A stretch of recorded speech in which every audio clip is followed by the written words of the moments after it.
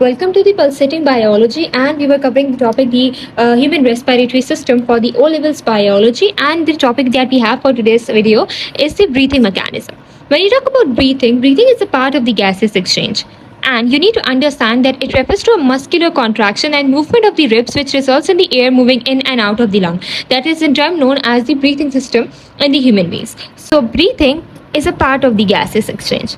When you talk gaseous exchange, you need to understand that it refers to some sort of the muscular movement. This muscular movement means and includes the diaphragm that is beneath the lung. These muscular contractions and relaxations. Okay.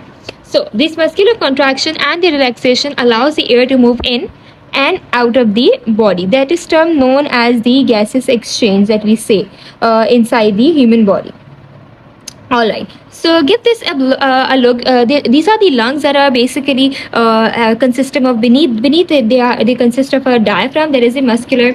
There is a muscle that helps us to breathe in and out. In this breathing mechanism, we have two further kinds of the statement that we say is the inspiration and the expiration. Inspiration and the expiration. When you talk about inspiration, it means that the movement of air inside the body. That means when the taking in of the air means that the inspiration is basically taking place, and whenever you are exhaling the air out, that means giving out the carbon dioxide. Then we say giving out the oxygen. We say that this is the expiration. So these two terms you need to understand when you talk about the breathing mechanism in the human, that is the inspiration and the expiration. Alright, let's talk about the inspiration in a much more detail. So we've already understood that inspiration means that inhaling in the air, that means that taking in the oxygen, or you can say the air. So let's talk about how the inspiration basically takes place and what changes can occur inside the lungs that makes the inspiration occur. So let's talk about the first pointer that says about the diaphragm. What changes does occur when inspiration takes place? Whenever inspiration takes place, the diaphragm basically contracts and it becomes flattened. So it contracts and it flattens.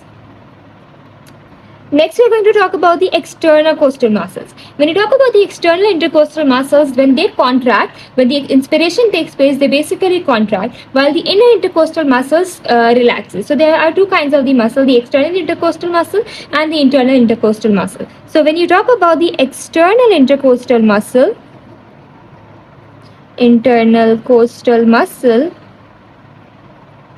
they basically contract, and the internal intercostal muscle, they relaxes.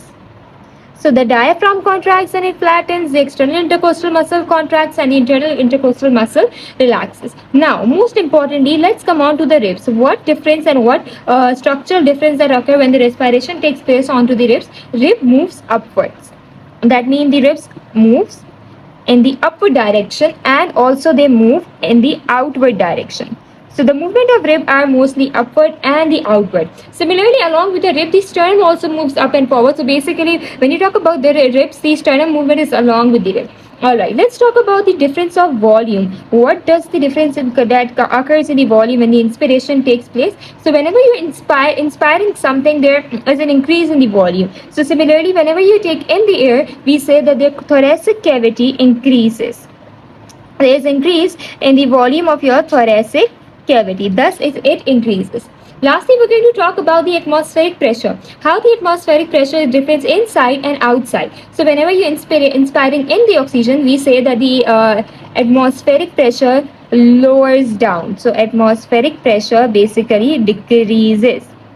These are some of the pointers that you need to learn regarding the inspiration, how there are changes in the diaphragm, the external intercostal muscle, the internal intercostal muscle, the ribs that is also included with the sternum. Then we talk about the volume, what changes can occur whenever you inspire or whenever you expire. Then comes the atmospheric pressure, that the amount of the pressure that is present in the external environment in which you are inspiring.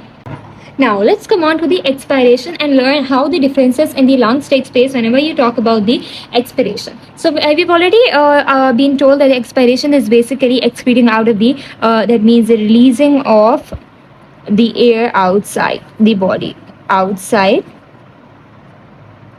the body. So let's learn one by one. When you talk about diaphragm at number 1, we say that the diaphragm muscle was contracting in the inspiration, it's going to relax in the expiration. What we're going to say is that the diaphragm muscle relaxes and the diaphragm arcs upward. So diaphragm muscle basically relaxes and it also arcs upward. The arcs mean whenever you're talking about the lungs, the diaphragm comes back to its original position where it is beneath the lungs. Next, we're going to talk about your external intercostal and the internal intercostal muscles. Let's talk about the internal intercostal muscles first. So, when you talk about the internal intercostal muscles, what differences occur on the internal costal muscles? We say that the internal costal muscle basically contract, while your external intercostal muscle basically relaxes. Now, next come on to the ribs.